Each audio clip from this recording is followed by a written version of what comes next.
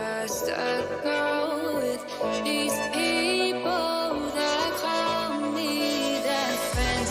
Yeah, my thoughts overthinking, my thinking is bad. In my mind, I don't see my smile coming back.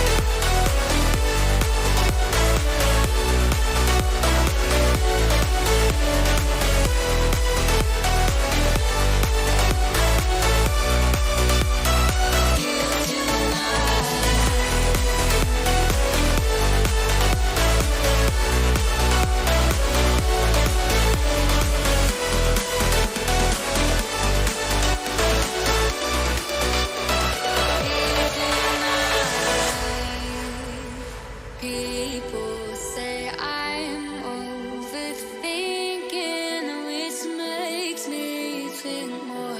Why we here? What on earth are we doing this for? Tell me I'm fine, that it'll pass, 'cause it's seasonal. Yet I never felt something that's this real.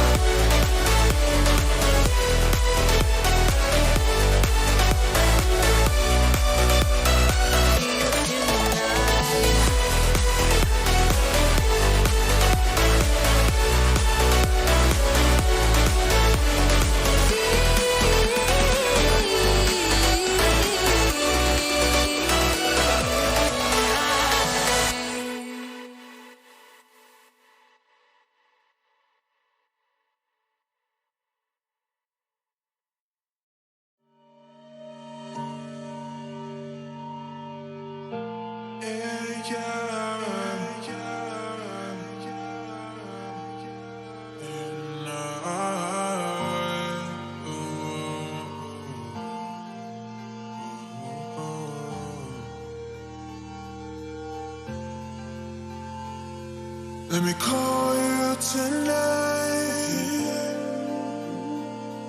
and I need you in my life. Baby, I miss you so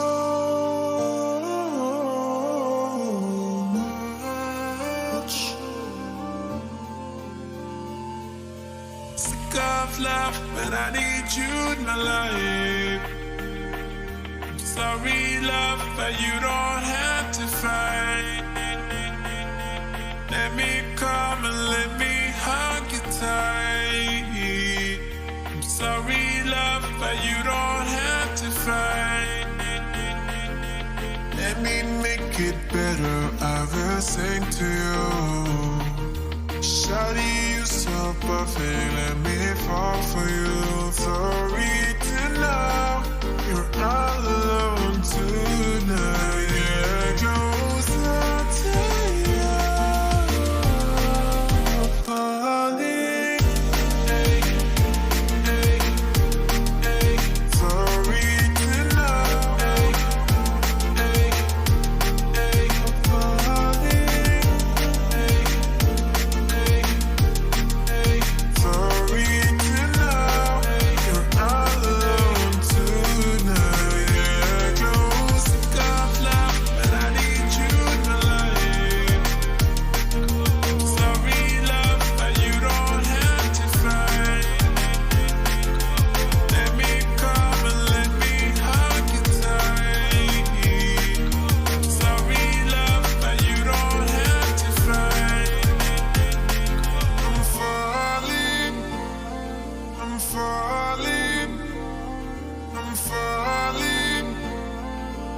falling for you. Let me call you tonight.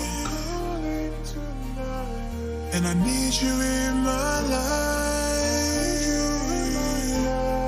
Baby, I miss you so.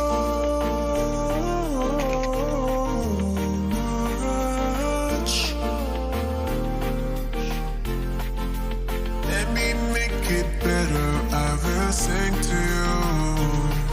Shawty, you so perfect. Let me fall for you. Sorry tonight. Sorry tonight. You're not alone tonight. Yeah, closer to you. Sorry tonight. You're not alone tonight.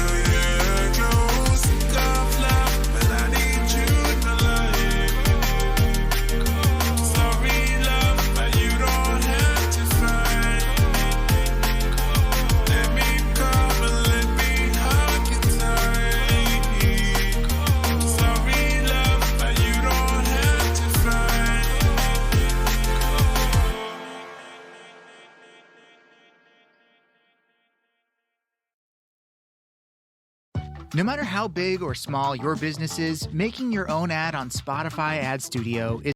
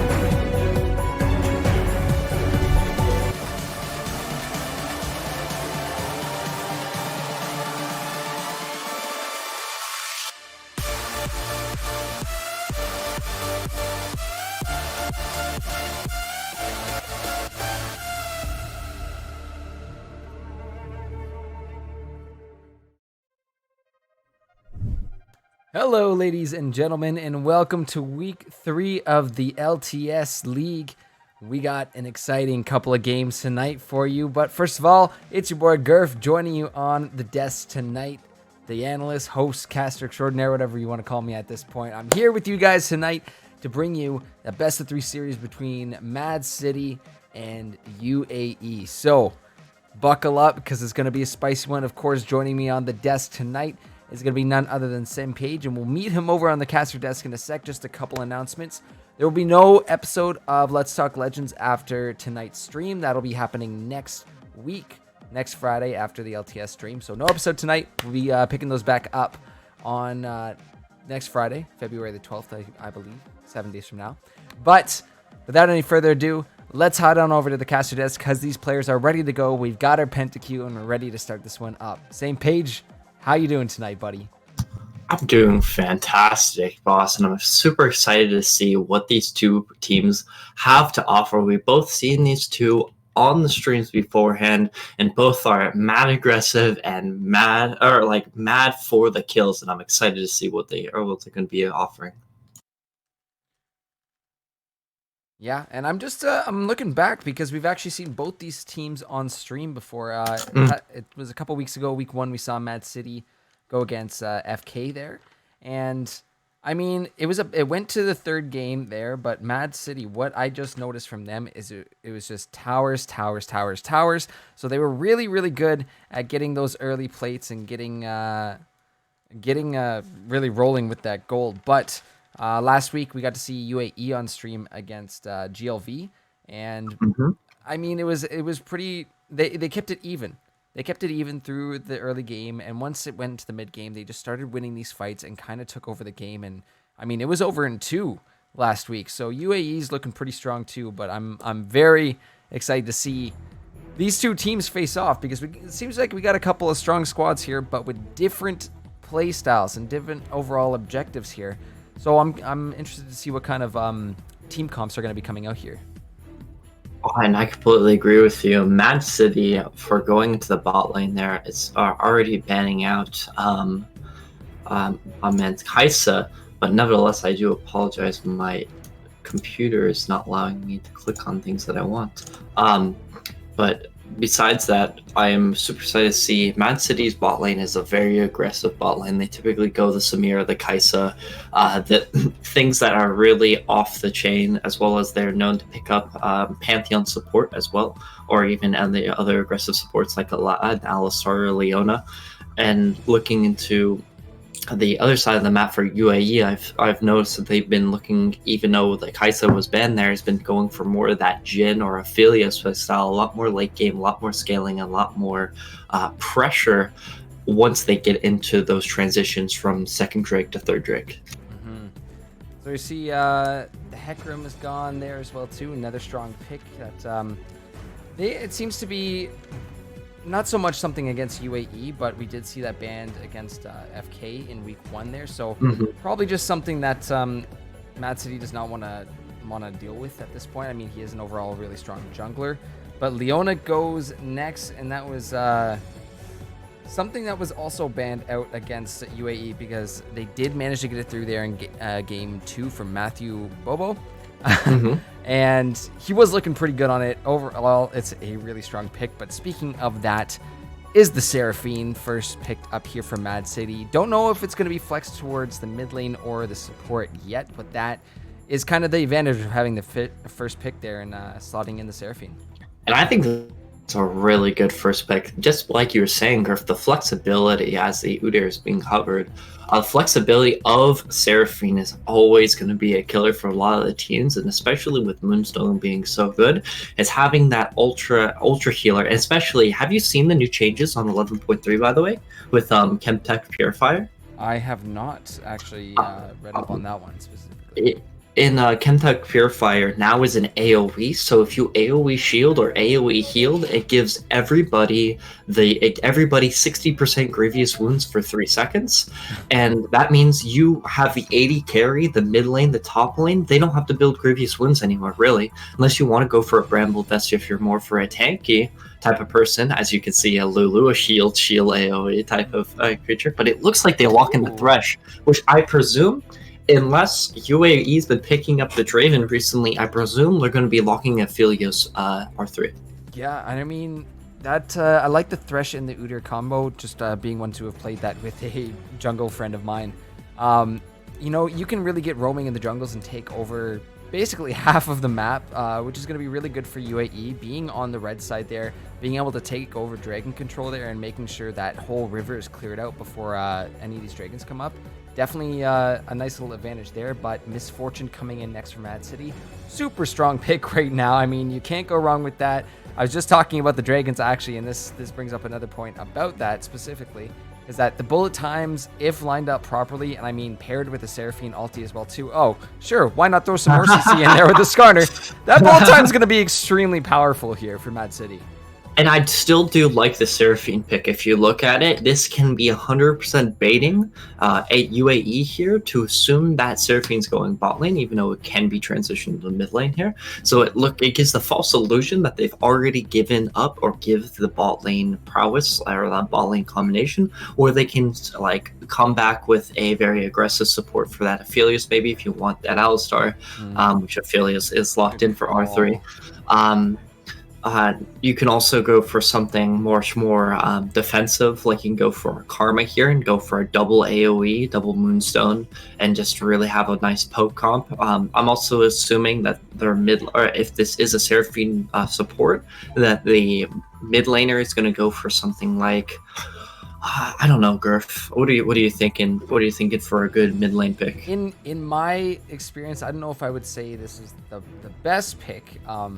But even throwing, like, say, I don't know, a Galio in there just offers that extra bit of tank. So we got to see, I mean, really what the top lane pick is, because if they decide to flex the tank up and towards there, then you can kind of have some more options. We've seen, you know, Rumbles come out as well too. I'm going to take a peek back and see what else MAAD City was whipping out there. I mean, Alcantos did play the Seraphine, and we've seen Javi whip out the Skarner as well too there in Game 3 for MAAD City in Week 1. So I'm thinking there's the good chance of that Seraphine ending up in the mid lane, which still, there seems to be some hesitation here with the draft, because you can never say for sure. And this, I do like this ban though, because the Gragas being such a powerful champion right now, being taken away from MAAD City, really smart pick here. And especially that their team is very engaged AoE, especially the MF bullet time coming in, or the encore coming from the Seraphine. Gragas cast Gragas cast able to basically neglect or negate both of those combinations together is a very, very nice ban coming, or I should have been picked up, but they decided to ban anyways, especially that there are 4, but maybe because their top lane's not comfortable, but they do lock in Ornn, which is, I don't know. I mean, we've seen it a couple times already, and I've always assumed Ornn is just a fantastic pick everywhere you see fit. And this is the thing with the Ornn and the team that UAE are kind of drafting here. We saw them Week 2 being very strong around team fight centered comps. But what I'm seeing here from MAAD City is kind of a return to what they did in Week 1 there, which is we are in it for turret plates. We are in it to dominate this early game and get as much gold as we can into our pockets before things become an issue, before, you know, you say get an Ornn that tanks up and just soaks up all the damage. So curious to see don't what lock in the lease. Don't do it. Okay. I'm just gonna say, you know, is it not Udyr jungle and something else? But we will get to see it. We're kind of floating through a couple options here. Maybe another tank. Saying the Galio wasn't that bad before, but he does have to deal with the Orianna. But they do lock in the Galio, but I do want to say that I enjoy MAAD City's comp here. There's a lot of enablers that allow Skarner to run up with his chem tank and just pick somebody off.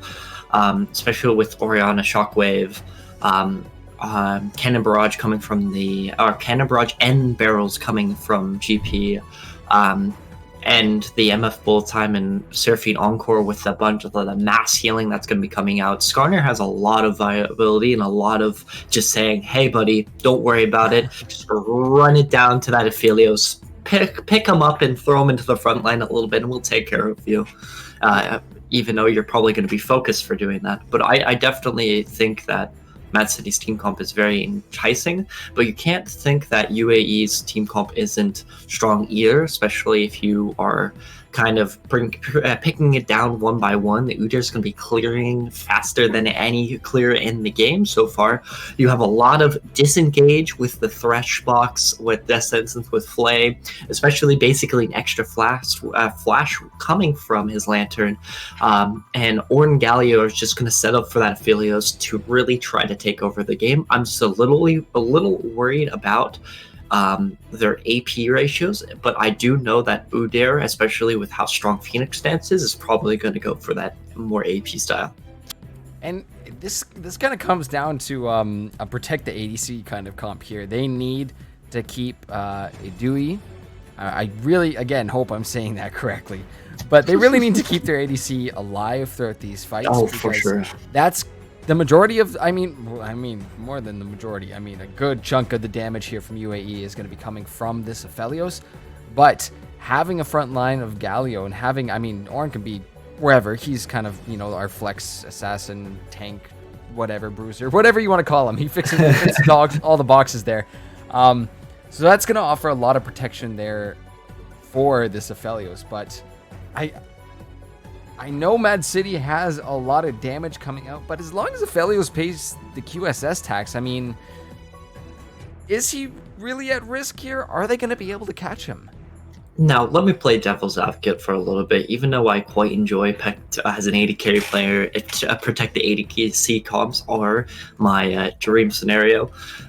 Nevertheless, even if Skarner gets QSS stacks, you also do have Orianna Shockwave. You still also have Seraphine Charm. You still have the mass damage that barrels are going to be coming out from the Gangplank there with Axum. So I definitely think Skarner's going to be the guy running in first, but it doesn't mean Aphelios is going to be safe all the time, especially with those massive AoE damage also coming from the Misfortune.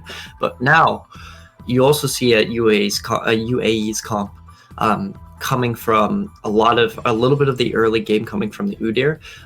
My only issue coming from it is coming from the Thresh, especially that they don't have any like Moonstone, especially that they're lacking a little bit of AP damage in like any raw AP stats.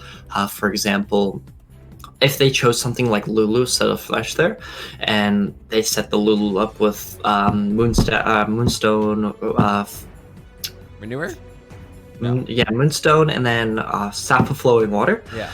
Aphelios actually, if you didn't know, has amazing AP ratios, like absolutely terrifyingly large AP ratios, like 90% on hit. Some of his key abilities are actually AP damage and AD damage,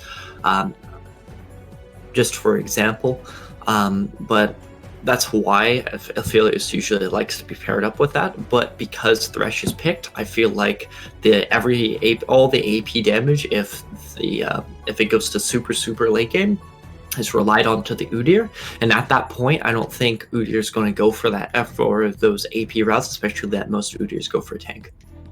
Yeah, I mean, I think we'll get a good idea once we start to see some of the itemizations here on a few of these champions. But I mean, it's kind of laid out here what we're going to be expecting from these teams. One side, well, UAE is protect the Aphelios comp, you know, get him his items, get him to that point where he can just flick a switch and become an absolute menace to this team. But I mean, you look over at Mad City, they've got lots of great damage, they've got lots of great CC, and really, I think we might expect to see what we saw from Axum last time on the Gangplank, which was just horrific. I think he was you know, keeping good map awareness, putting those cannon barrages down exactly where they needed to be, but he was splitting super hard. I mean, this is kind of the Mad City way, which is push, get all those turrets, and this guy's Gangplank is no joke. I mean, he was our player of the game from that game one. They're going 11-3 and 12 on the Gangplank, so it's definitely not something that UAE want to underestimate. And you got to watch those trades, especially in the early game before Ornn gets that tankiness. Just a quick reminder, just to segue here, that predictions are open right now. You can place your tokens on whichever one of these teams you think is going to win. But before we go to our quick break, Paige, who do you think is going to take this one? I was going to try to interrupt you to get into it first. Now, sir, I think just coming from even looking at the LCS from off of recent, the easier executable team comps are going to win. And I think Mad City's team comp is easy to execute, and even if there's a couple hiccups into the team fight, I think they have so much enabled that they're going to have a good time. Now, it doesn't mean that UAE's I'm going to mess it up, of the Felix isn't going to have a good time, but that's just my opinion. Yeah, we'll have to see, but we're going to take a short break, guys. When we hop back on, we'll be on the riff with our first game of the series. Make sure to keep getting those predictions in, but we will see you in a short second.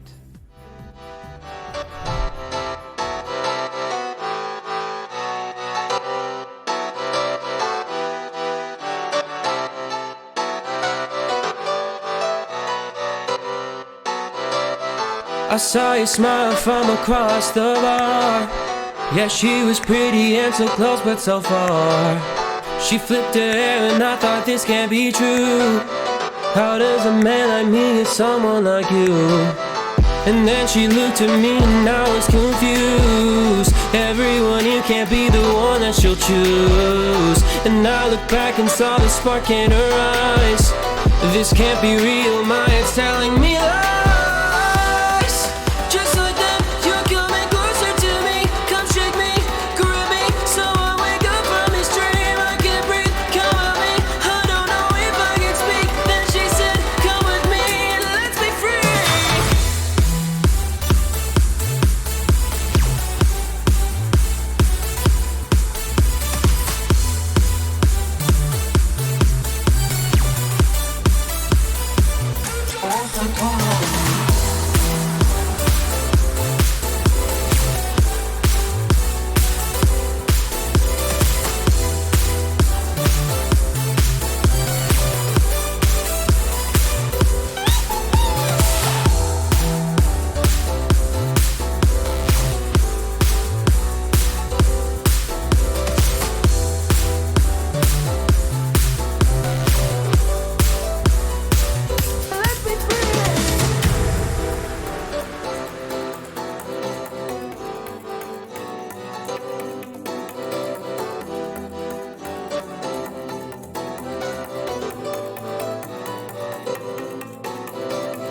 The night is young and I think this could go far.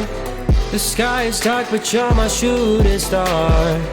Could see your face reflect upon the moon. It was a pretty summer night in June. And then she looked at me and I was confused. Everyone here can't be the one that she'll choose. And I looked back and saw the spark in her eyes. This can't be real, my head's telling me lies. Just like that, you're coming closer to me. Come shake me, grab me, so I wake up from this dream. I can't breathe, come with me. I don't know if I can speak. Then she said, come with me and let's be free.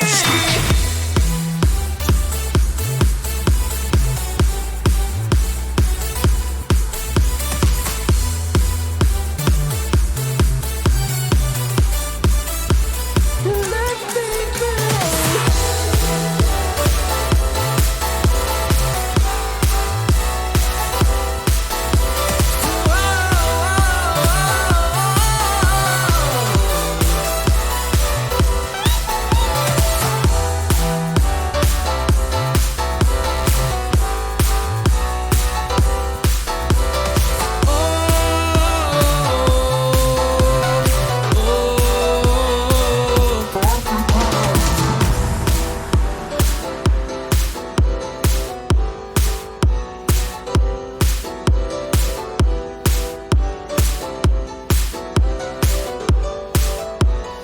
Let's be free.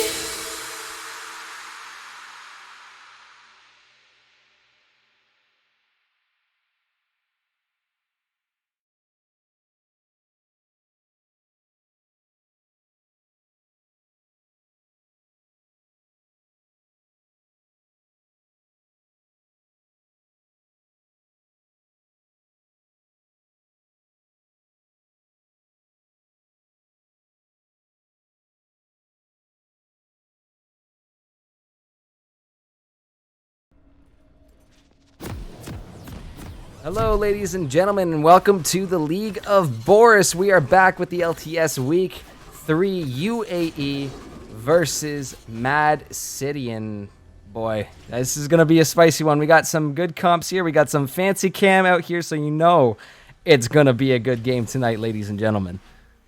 What an interesting item start coming from both of these teams. You can see the Ornn kind of specialty there, where you actually only get refillables, and you wait until you're in lane, and then you can craft your first item in lane after you get a couple CS. Also, you see the tier coming out of MF, which I actually have never seen, especially that a lot of people have already assumed that tier start is actually bad because you get no beginning stats unless you're something like Ezreal. But even so, you stack tiers so fast anyways. You usually get it around 20 minutes, unless you're constantly poking 24/7 like something like an Ezreal to do. I can see MF with the double up can definitely do something like that. But nevertheless, it's still interesting. And the cold start coming from Aphelios, assuming that the MF is starting D-Blade. With that assumption, that means he'll get more cut down damage, and that early on would be very strong. But nevertheless, I'm very interested how these lane matchups work out. You can see that Udyr is starting the red buff, so he's definitely going to be going for that full clear, going from red side to Krugs all the way down to his Gronk. Maybe looking for the either the invade if you really wanted to, or he can look for the double scuttle, but especially that he's going to be matching the Skarner, as Skarner is going to be doing the same exact route, except for he's going to be a little slower. As you can already see, Udyr actually is is actually skipping the Krugs here and going straight into the fastest clear he can do while skipping Krugs. But nevertheless, what are you feeling? I mean, you're totally right there. We're watching in the path, like in real time too, which is really great. But I mean, that would be a good little pick here. I mean, you can already see Matthew looking to harass here, already scaring these members of Mad City away from this farm. So exactly what you kind of want to see here, but you still have to be aware of this poke that can come out of this bot lane. So it's just kind of finding that sweet spot there. But again, you see Matthew getting some vision, prepared for that Skarner that is actually on his way down right now. But we might have a little something in the next minute or two in this bot lane with both junglers kind of being around here. And look, as you can see, Udyr maybe looking for something here. He's not too sure if he's going to go for a gank in the mid lane yet. We do see Hong Kong player is level 3, so he could go for his combo. Let's see. In goes to Galio. Doesn't get the knockup, but the flash is there. The flash bear slap to follow up as well. And Alcantos is getting quite low. One more punch from Hong Kong player. That's going to secure first blood here for UAE. It was looking a little rough. I won't lie to you. The flash up to the side, maybe the less optimal path, flashing into his turret, especially that in that position where Galio's a little bit slow on getting the taunt there, was probably his best bet. But due to the fact he's burning his both his summons out super early, where Galio actually has both the summons still up, so maybe he can look for a play where he can just look at word I'm looking for is push and then roam is exactly the thing I'm looking for. Oh, he does not land the knockup again, but the taunt will go. However, Hong Kong player is quite low and he's gonna burn his flash. Doesn't matter though. Alcantos picks up the revenge kill there, but we gotta keep an eye on this bot lane right now because Garvin is down here sitting in the alcove. They do not have vision of him right now, so Nutty Bars and Aries are going to have to be very safe. I know it's very tempting, but here's the Lantern in. The Flash Flay back. The double flash response is there, but down comes the Death Sentence. Nutty Bars is getting low. He's forced to heal, and he's just going to escape with a sliver of health. Oh my goodness. Far too close there. Man, that was absolutely nutty. And right as when that play was happening, there was a mid lane play coming from the Galio where he was T-Big into a Skarner Orianna, where he was able to live with basically the slick of his life as the Skarner missed his E ability there to get the stun off. But nevertheless, that was a really close fight for both mid and bot. Yeah, and it's still 1-for-1 right now. We are going to see the first drag spawn under this map. It will be a cloud. But this is a relatively even game here, which is not something we saw from Mad City in the past. I mean, usually at this point, there's at least a plate taken from them, but they have yet to take one. And right now, the gold's pretty much even, so not the usual early start that we see out of Mad City. Definitely. I think that also comes from this late game comp they're going with the Aphelios, because Aphelios is definitely just a late game monsters. Once you pick up the maybe it can be a Kraken Slayer or a Immortal Shield Bow, but or even a Gale Force if you really need to, but especially that he picked up Cleanse, I would assume. Alcantos is in trouble, gets caught by the taunt, the Death Sentence, and the Flay. He does not have flash to get out of here, and the Lantern to bring him, but doesn't matter because the triple shockwave will slow them down enough and allow Alcantos to escape here. What a slick juke! Noticing that the Udyr was actually going to take the Thresh's lantern, then he actually runs into the Udyr as the Udyr is taking the Thresh lantern. So he walks away, hits Sex, and presses the nice shockwave button, so he walks out barely scratch free. Yeah, all I'm gonna say is just kind of well played. That was just heads up play there from Alcantos. He keeps himself alive. And again, we see these resources being poured into these ganks and not seem to be finding anybody other than that early gone gank on, I believe it was Nutty that dropped there. No, it wasn't Nutty. It wasn't Nutty. No, because they didn't pick up a kill. It was, they picked up the kill in the mid lane before. Yeah, onto Alcantos. But, ooh, Yeah. Cannon Barrage coming down. The Lantern is there. The Death Sentence coming out. But so is the Galio. And now the Ornhorn has come down to the bot lane as well, too. The TP was used. But Ares is going to get picked off by Hong Kong player. Nutty Bars also just at his sliver of health is going to have to get himself out of there. Javi and Alcantos running up this river. Gonna escape from these two very, very tanky boys on the front line here. That was quite nicely done by UAE to get those numbers down. Definitely, but it was at the end of the day a 1-for-1 trade, and just the ability to allow the GP to freeform. Look at that CS difference already. It's almost crawling up to 40 at this point as Orin is just waddling his way back into the top lane here. There's been a lot of pressure, and especially with this pressure, the Gangplank has been just free farming. I don't know about this positioning, but A is still able to find one. He does get traded back, but that, I mean, a little risky going in. The Shockwave is actually going to come through in the mid lane. Hong Kong player is taken down, but Alcantos is now also going to be traded back. Garvin is there for the trade kill, but well played by Alcantos there to get the trade kill at least.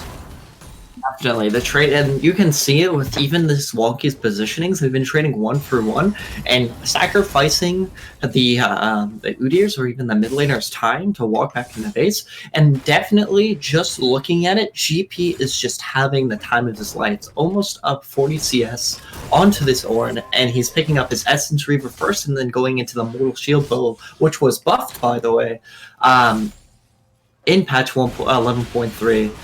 It's just going to be a very, very scary time once we hit this second dragon. Speaking of a scary time, almost caught out there, but Garvin is over the wall. The cleanse is going to be popped, and Nutty Bars is also going to try and escape. Night Death Sentence over the wall, but that's one of those ones where you say, maybe I don't press the Q again. So Matthew stays on the other side of the Dragon Pit, but first Cloud is secured by UAE. They've got themselves on the board now, mountain up in 4.5 minutes. I'm curious to see. We don't have Dream with us tonight, so he's got a special table that predicts what that is going to be. So if Dream is in the chat, if he's in the chat, he's got to let us know Cloud Mountain what that turns into. Man, I would love to steal that table away from him because it's a very interesting table, and he's been right almost every time, which is very fascinating to hear that is not RNG. But nevertheless, coming from Bit of a misflash there, but the Death Sentence still lands. Bullet time is coming through, but has to be stopped. There's too much action down here for these members of Mad City to deal with, and another kill going over to UAE. Now 4-5, a little bit of harass going on in the top lanes, but this was really well played. However, Hong Kong player might be caught out a little bit. He's forced to flash over the wall there to get back to the safety of his tower. So maybe a little bit out of position, but overall in that bot lane, that was almost going to be a whiff there, but a nice recovery by Matthew to land that hook.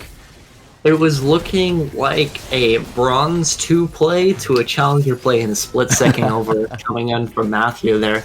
Really, really entertaining, but nevertheless, I'm very excited to see what he's going to be doing in into the future with those death sentences. But I'm glad to see the Udyrs picking up his early dragons because basically it's a right for him.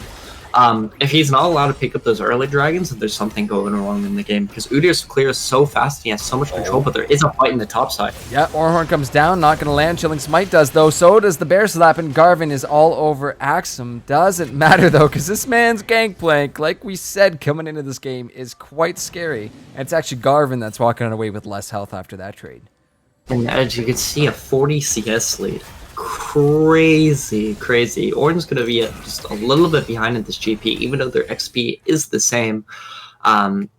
Though to be fair with UAE's team comp, their entire identity is to be okay to be behind because they have so much scaling coming from the fielders, coming from the orm. Even if they're maybe 2k, 3k gold down onto the table, I do believe it's completely okay just based off of their champions premise. Yeah, and that's exactly what UAE went for last week too. They just kept it even. They weren't looking to really take any advantages or anything big in this early mid game, but they just scaled themselves up. They became absolute powerhouses once we got past the 20-25 minute mark, and at that point, there's no stopping them. This is exactly what's happening right now. Except another fight is breaking down in the bot lane. The box is out, but unfortunately, that Aphelios is going to be locked down by Skarner, and Javi is there to help pick up that kill. A really nice setup coming over from MAAD City there, where they were basically utilizing what their team comp was, which is the nice Seraphine Encore and full of time. This is a little risky, though. They're diving a Galio, and potentially, you know, with that taunt, exactly, we see Javi losing a lot of health there. That's bit of a risky play there, but thankfully none of them lose their lives. Completely agree with you.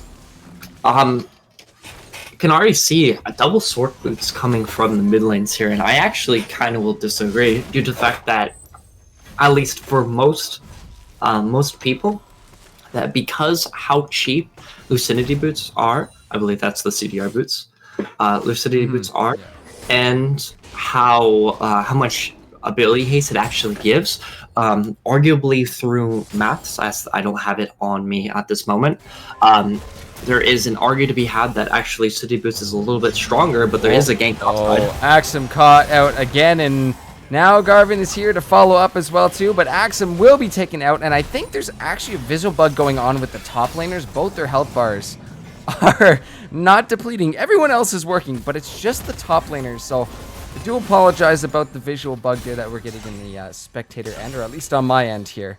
That's a really unfortunate. Mine, Legend does not like you today. Oof. Oh, yikes. Naughty bars there with the big damage from Misfortune. Gonna be picking up the kill onto Aphelios, but more action in the mid lane there. Alcantos there with another big shockwave, but is he going to be able to make it out alive this time? He's got the shield up, but Garvin is just there. He smacks him with the Phoenix stance, and yeah, you weren't wrong saying that thing was really strong, but here comes the rest of UAE now. They've got Shelly in the mid lane, and they're starting to put some numbers there to hopefully take this first tower of the game. That first tower should be falling. I believe they have to, when the Ornn gets to level 14. Ooh, that barrel damage. Oh boy, they're really low here, and Javi is right around on the other end. He is not going to go for it, but we do have confirmation from Dream that it is supposed to be an Ocean Drake next. So we're going to see if the Cloud into Mountain equals Ocean Drake. But let's see, as it will be MAAD City claiming this one. And my god, the scrolls are correct once again. We got an Ocean Soul coming in this game, and this is not the place you want to be as Aphelios. He's caught out, he's stunned up, and my god, he's charmed as well. Can you guys show him some mercy? My goodness, they just use everything on this poor Aphelios. And this is what I'm a little scared about. Like we were saying in the beginning, their entire identity is protect the Aphelios comp. And he's 1 in 4 in 15 minutes. He's really behind. He hasn't gotten his mythic out. And MF at this point, for comparatively, has his item, and he's already working. He's about an item and a half right now, give or take, for the Misfortune.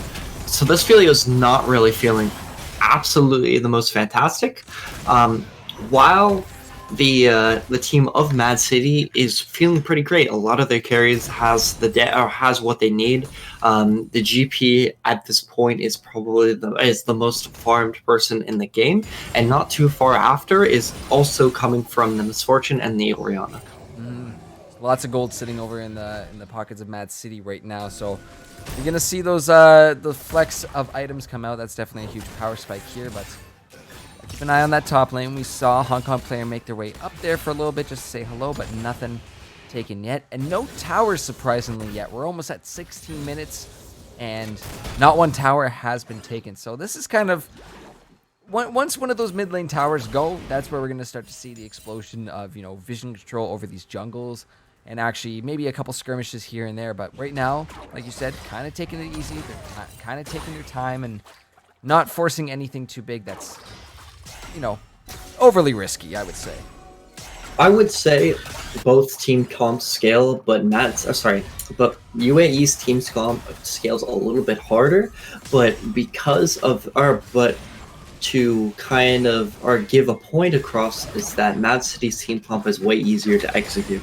Now, if you hit 40, 50, 60 minutes, if this game ever goes that long, you'll start really seeing the affiliates really eat at the tanky side of.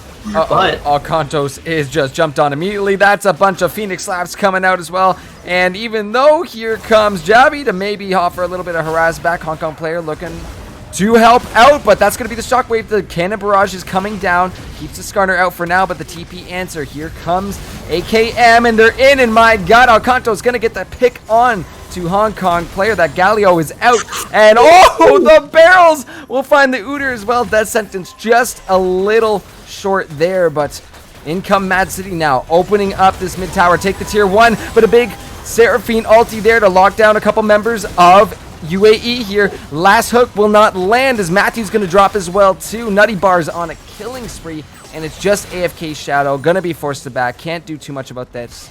At least Adui was able to pick up the bot lane tower there during that entire process, but you know. Just to replay for that fight in everybody's head there, as it started with a pick onto Alcantos there,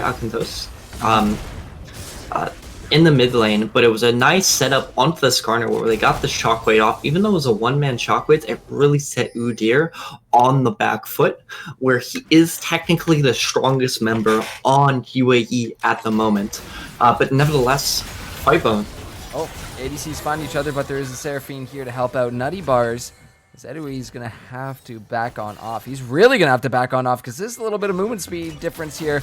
Going to get slowed down, going to get rooted, and not... Ooh, does manage to get the ulti out, but that's actually going to be this Galio roaming on down here. It's going to be turning into a 3v1 situation, 2v3 situation as numbers just keep showing up here.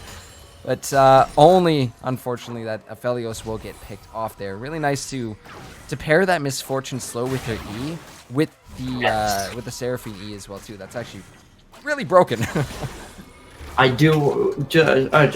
agree with you, by the way, especially with the stun. If you get the double Seraphine E for the base drop, I believe.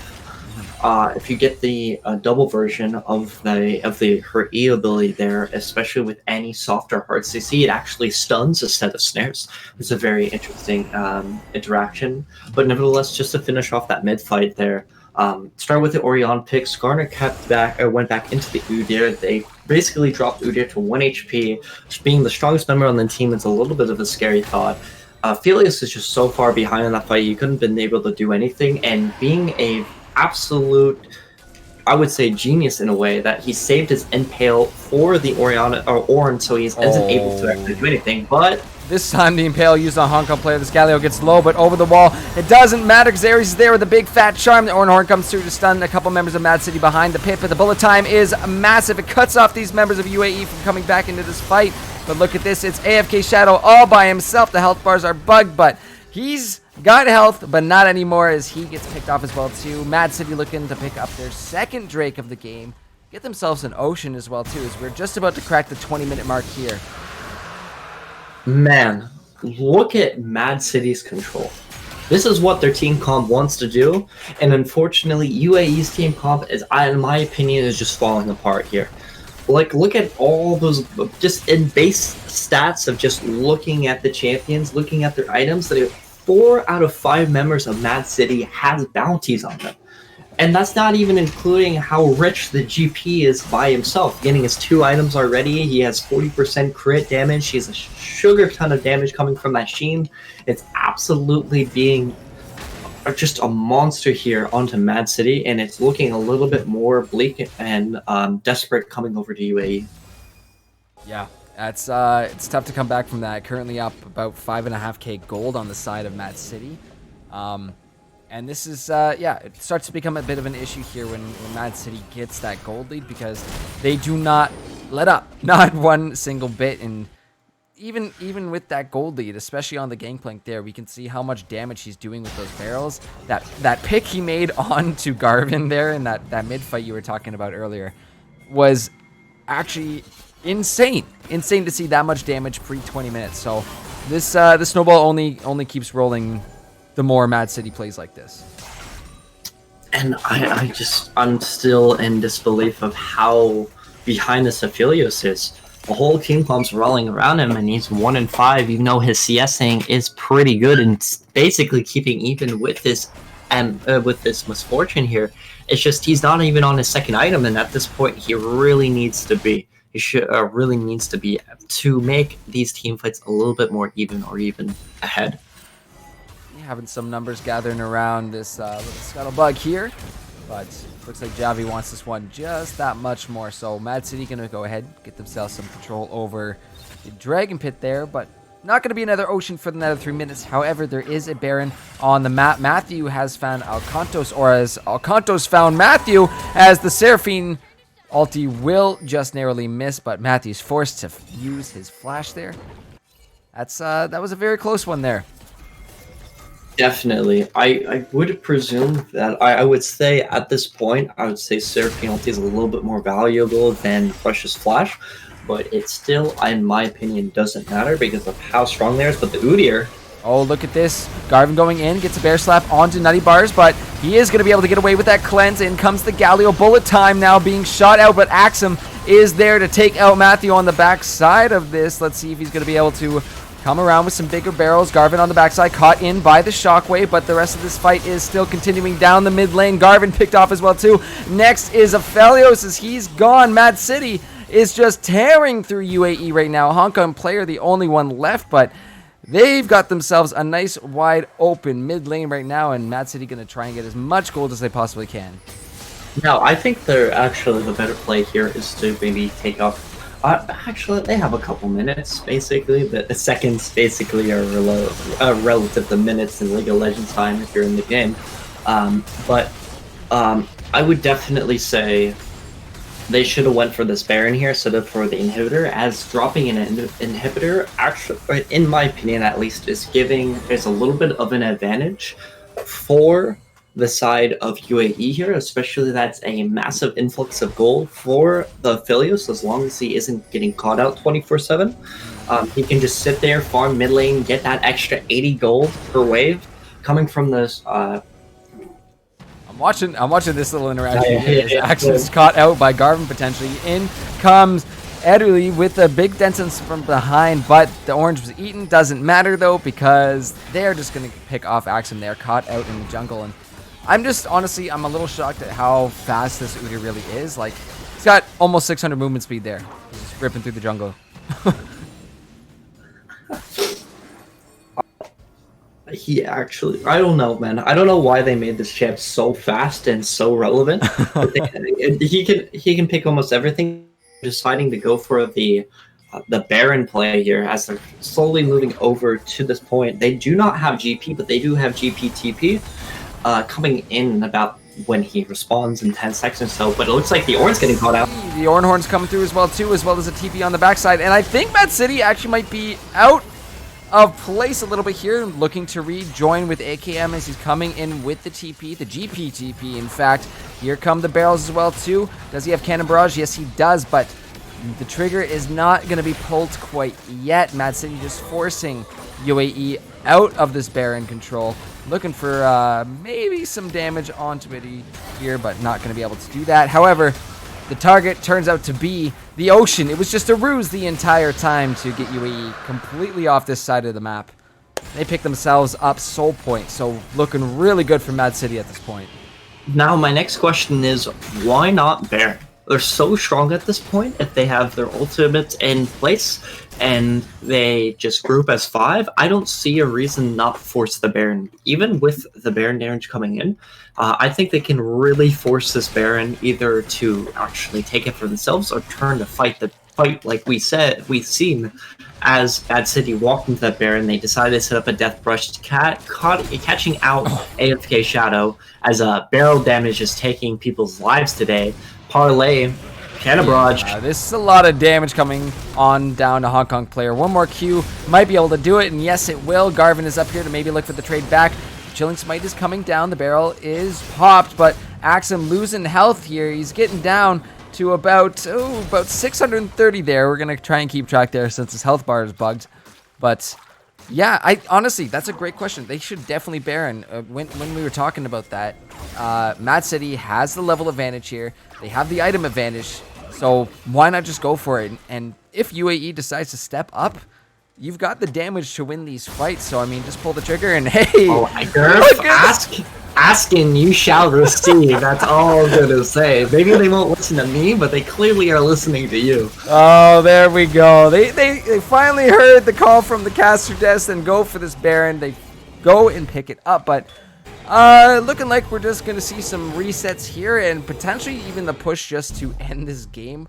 There's no drag up for another 3 minutes, 15 seconds here, so I can't see them waiting that entire time since they have about 2 minutes and 40 seconds left on that Baron buff. So if anything, why not just go for the 5-man down the mid lane? I mean, they can 100%. I was thinking about that. I mean, 5-man down the mid lane is not bad, but why not also just 5-man down the bot lane, pick up that extra turret, or even 1 and 4, put 1 in the top lane, like the GP or the Orianna, whoever has the TP, which looks like both of them don't. But if they did have the TP set up there, they can send like the GP into the top lane, really pressure that top wave there, because they will be forced to respond to the especially that the dragon will be spawning first. They can start setting up for Ocean Soul if they really want to, but I think they're just playing this too slow. They could really force a lot more things.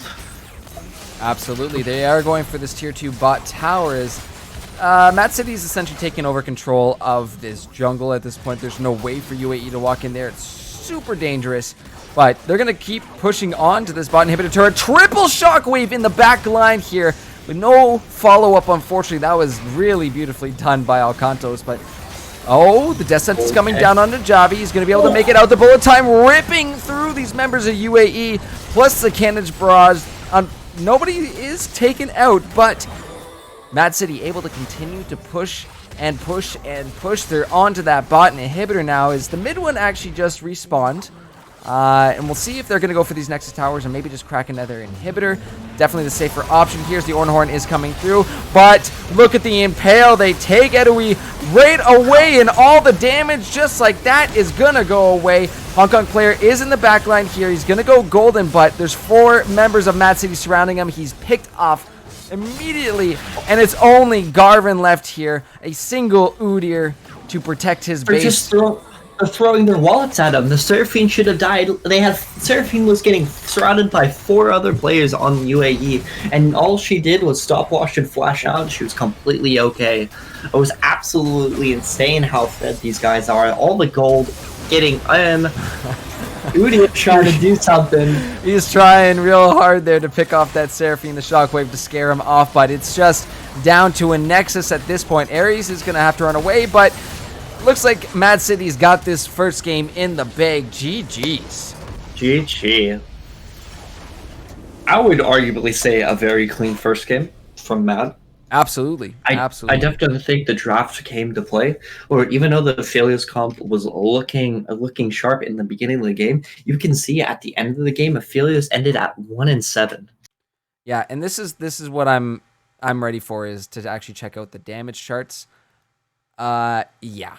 MAAD City did a lot of damage that game, and this is what we were talking about actually during the break. Was, you know, when you asked me who do I think would win this game, I'm like, honestly, if it goes super late, yeah, you've got the tanks in the form of the Ornn Galio and potentially Thresh as he gets into late game with all the souls, but in the mid game, there's going to be such a disparity of damage to tank between MAAD City and UAE that I don't know how UAE would have hung on there. So I think really for next game, they need to look to add some damage, a little bit more damage into their team comp here. Definitely, and even if they keep this type of style of team comp, maybe dropping either the Ornn or I would just say the Galio here, and going for much more of a stable AP threat as long as they have a backup carry, especially that you could see that the Aphelios was just not having a good time this game. I'm just going to keep pointing and prodding at this. This is an Aphelios comp, and Aphelios wasn't babied to get to the stage where he can start popping off. Yeah. But we'll have to see what happens with the next game, because we are going to go into our break while we set up our next player of the game and while our players get ready for game number 2.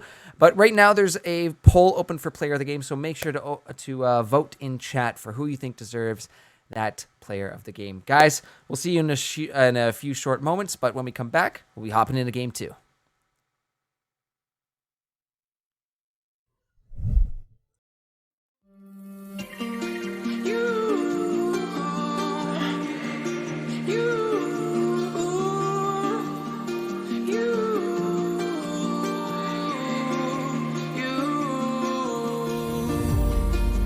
Play games just to escape mistakes made in the past. If only I could change. And all the love you gave, it came and went so fast, and only left the pain. Now all I think about, just say that we can turn it round. I don't think I can go without.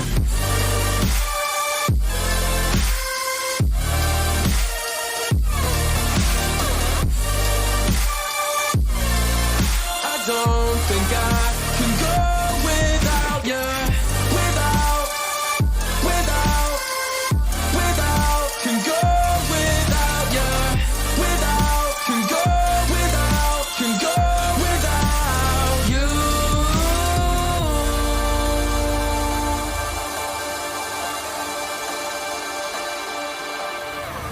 Brought my soul sunshine to a body as cold as mine. Really put me in overdrive, but it made me blind. Was all in my mind the whole damn time. You gave to me something I never had, all that I need, but then you took it back. I should have seen, but it happened just like that. Yeah, you hurt me bad. Now I play games just to escape mistakes made in the past. They never fade away. Now all I think about, just say that we can turn it round. I don't think I can go without.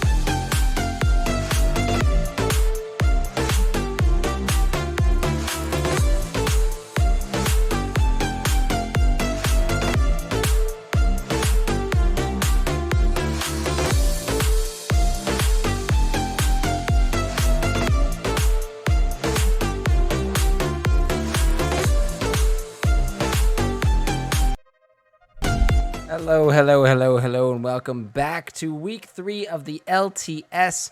We've got a first player of the game, and that is none other than I am Javi on the Skarner, having a perfect game, in fact, 5-0-12. Congratulations, Javi, and GG to MAAD City after that first one, but it's not done yet. We've got a best-of-3 series on our hands, and the teams have switched sides, so it will be MAAD City on the red side, UAE on the blue, and we gotta get back into this because we've got a spicy series on our hands. These are a couple of great teams here, but it was MAAD City that just took a massive gold lead in that last game and ran away with it. I mean, the damage coming out of them was pretty crazy, but we'll have to see what happens in this draft here with these players, but lots of good stuff to come. So let's flip it on over to draft. We'll let these players know we are ready to go, and then we can start this up.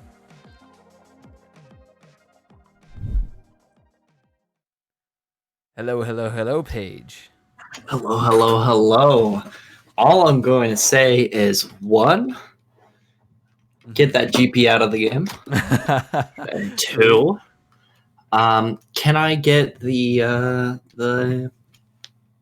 document for us to watch the draft go? Yes, you can. I'm going to send that to you in 2 seconds here. There we are. Should be sent on over to you right now. Yes, and we'll let the players know we are ready to go and start this one up. Now, what do you expect a change going over from UAE? More damage. Like we were saying, they just need more damage in their kit right now. They need a lot more answers for what MAAD City brought out in last game, and maybe something that can actually trade back into what they were pumping out there in that last one. But we'll have to see. Is actually, interestingly, Senna is going to get banned out here in the first. Do you know the new Senna build that's sweeping across the nation? Oh, I do not. So do inform the stream for us, Paige. Oh man, well, the new Senna build that came out not too long ago, that some fabulous people found out, is that Winsu's damage is not capped on Senna like it is on Yasuo and Yon, and they presume it was a bug, but apparently Riot came out and said no, it's a feature. So there's a new build coming out for Senna involving Kraken Slayer, Winsu's, and all that jazz, where she just does an metric ton of damage, and you literally have the attack speed of a regular carry, so her kiting abilities is absolutely insane.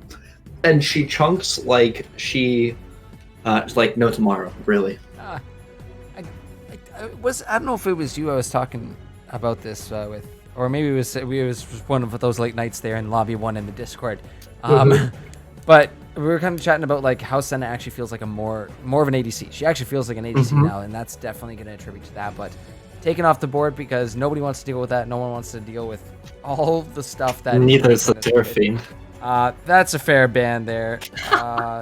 Definitely was a bit of a hassle there to deal with in the bot lane. I mean, they couldn't really get close to the Seraphine. There was a couple nice hooks landed by Matthew, but yeah, they just don't want to even see it in this game. Both Alcantos and Ares can play it, so to take it just straight off the board, smart play by UAE.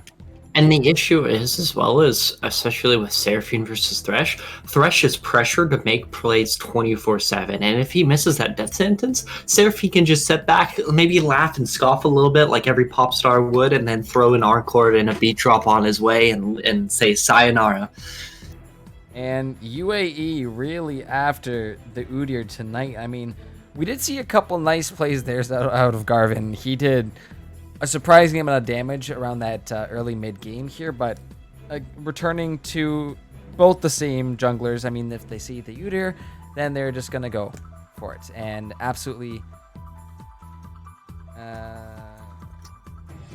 But we'll have to see what comes of it. We're getting some exciting chatter here in the all chat, so possibly something coming out here. Possibly have to do a quick Google search on new abilities, but we'll have to see. You could probably assume what we're talking about here, but nevertheless, go back to what back here. Udyr is just such a strong champion right now. His clear is absolutely phenomenal. He gives a great early game pressure to match. Something like Something like an Olaf, for example, pre-nerf, even when he got gutted IMO in 11.3. Udyr is just such a strong champion. He can match Olaf in the clear and even beat him a camp or two ahead. Can double scuttle most junglers before they even have a chance. And still scales through the late game because he can just be a CC ball. Yeah, and I'm curious to see if MAAD City does go for something like a Galio mid. They've already got that Camille locked in. But, ooh, interesting enough that Karma picked up, and don't know if that's support yet. Could, but you know what? With a Poppy there, there's a good chance that is not a top. It could be mid. Could be mid. Could be mid. It's probably a support Karma. It's not. I don't expect this to be a Glaive Violet type of let's send to the top lane and be a pro team.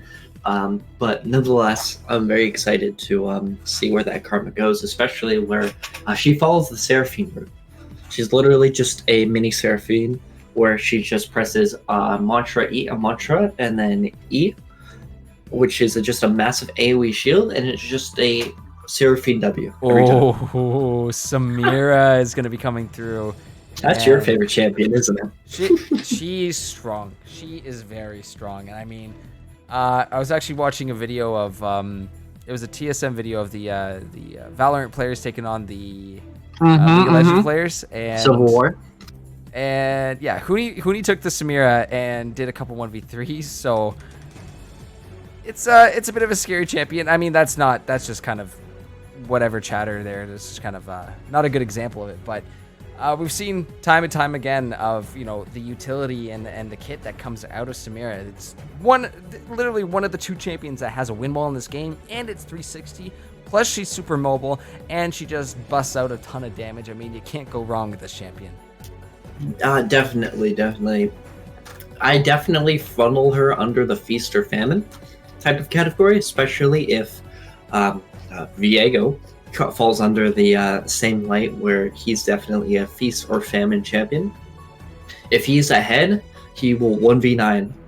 If he's behind, he's probably a dead rock. And I find Samira is under the same will. Is if she gets a couple early kills, get her ball rolling in the beginning of the game, get her motor shield bow earlier, or get her mythic item very, very early, she's just going to start pub stomping people. Now the Misfortune also going to be taken off the board here.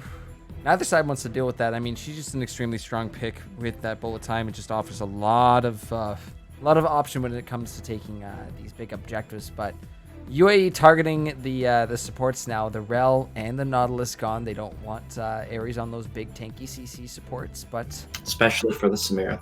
Yeah, that's definitely what you want. That engage, that sort of enabling what Samira is able to do. But do you want to hear a funny interaction?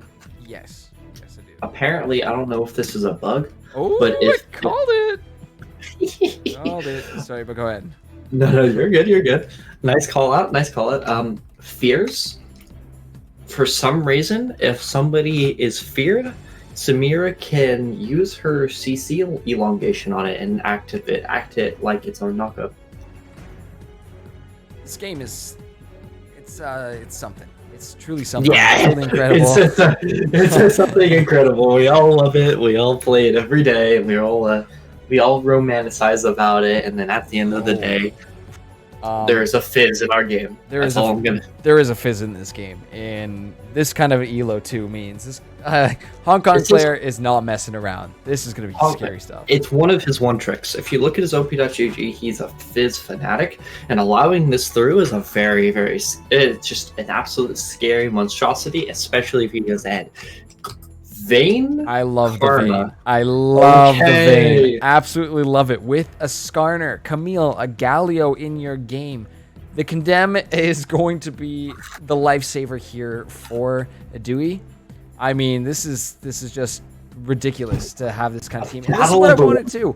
More damage from UAE. Look at that. Vayne, Fizz, immediately. Two big champions. Lots of damage from both of them too. Karma's going to be able to at least pump out a little bit too. And we saw in the early game / mid game there from Garvin's Udyr. They've got it there. So I'm really liking what UAE has done with the draft, but MAAD City has definitely put something nasty together as well. I the only issue coming from the Vayne pick, even though it's super hype, is Vayne's biggest counter is Samira.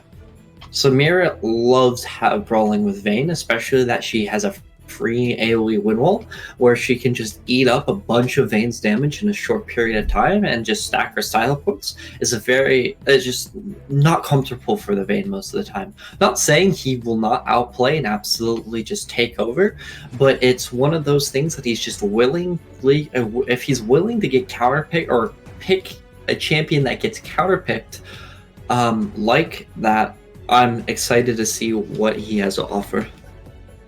Yeah, and you do definitely bring up a good point there about that bot interaction there. Vayne, we're not going to see the true potential of Vayne until this, and if this game goes late, because that's really where the Vayne shines. Once, especially once you have that Kraken Slayer, you're going to be able to start shredding these tankier members of MAAD City down quite a bit. So that is definitely advantageous, but this early mid game here, looking at the damage that can come out of a Samira, especially if she gets in that melee range, is pretty damn terrifying. So I'm looking at this comp here from UAE, and we can definitely see the early mid game maybe setting up this Fizz with some nice rotations, looking for some ganks here. But if UAE can push it to a late game and keep their Vayne alive as long as possible in these fights, I think they actually stand a pretty good chance in this one. I agree, but I just do want to look back at MAAD City and talk about the accessibility and the ease to execute the comp. They have Camille Gallo on their team. The duo combo that is absolutely a menace in pro play, and especially that they have somebody backed up like a Skarner, like his Skarner art. He's just going to start picking apart the UAE team comp if they're not careful. Yeah, this is also something that's scary, is that you have someone on their main, the Fizz one trick there. Being able to bust out something like that is just gives a player a lot of confidence, a lot of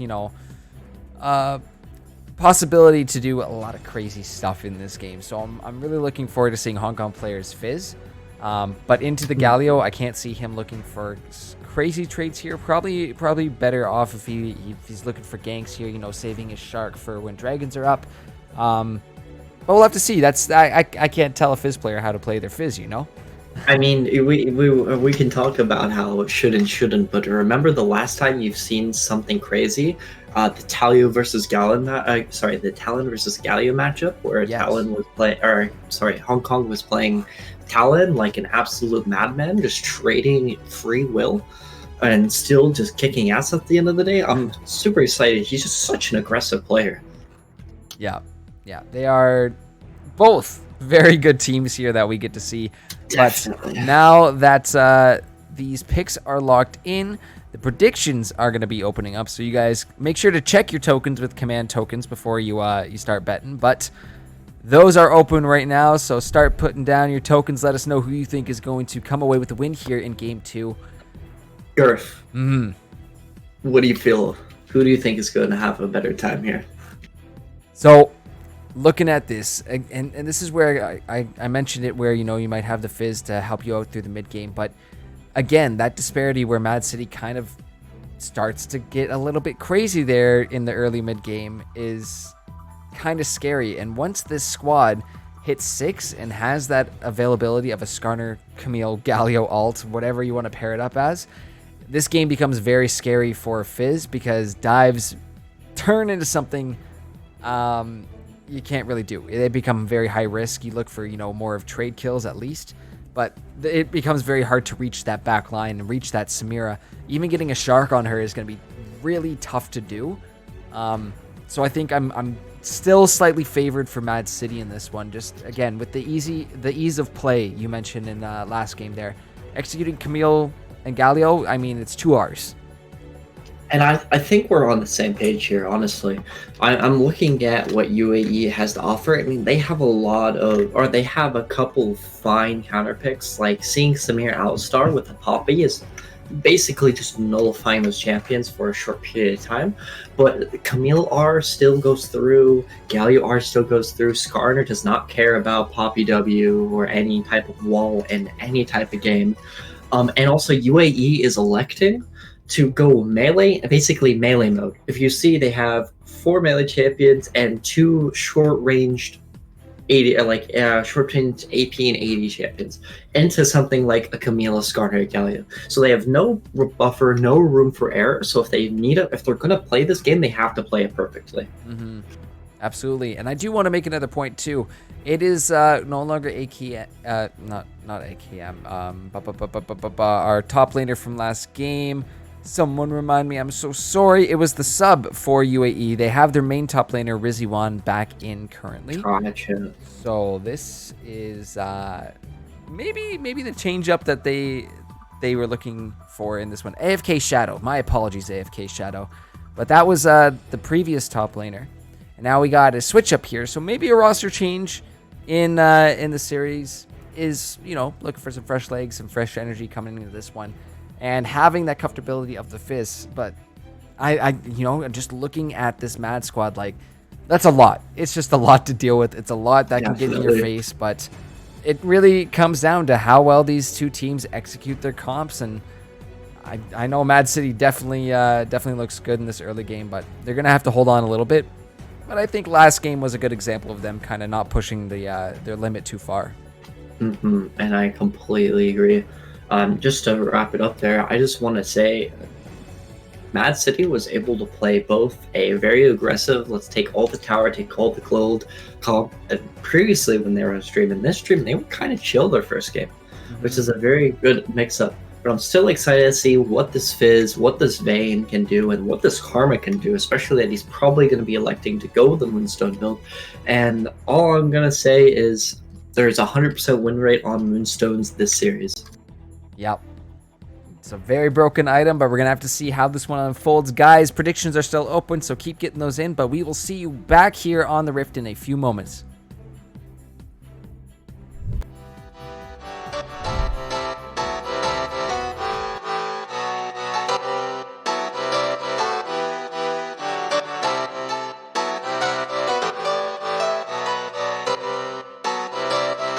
I saw you smile from across the bar. Yeah, she was pretty and so close but so far. She flipped her hair and I thought this can't be true. How does a man like me get someone like you? And then she looked at me and I was confused. Everyone here can't be the one that she'll choose. And I looked back and saw the spark in her eyes. This can't be real, my head's telling me lies. Just like that, you're coming closer to me. Come shake me, grab me, so I wake up from this dream. I can't breathe, come at me. I don't know if I can speak. Then she said, come with me and let's be free.